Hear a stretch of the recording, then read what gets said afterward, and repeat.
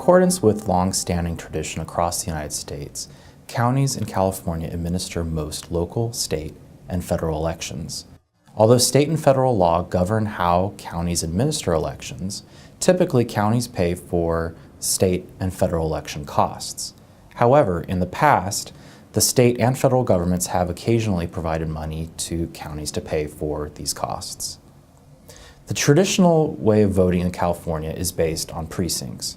A precinct is a geographical subdivision of a county established by the county's elections official.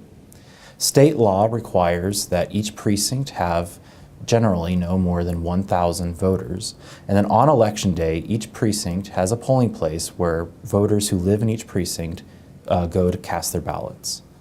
This means that in large counties, there may be thousands of polling places on election day.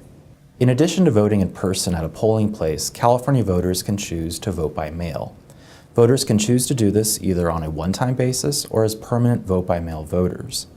It's becoming increasingly popular in California to vote by mail, and in the November 2016 presidential election in November, more than 60% of the votes cast were cast using a vote-by-mail ballot.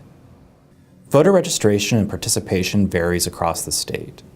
The figure displayed on the screen shows the share of eligible voters registered by county.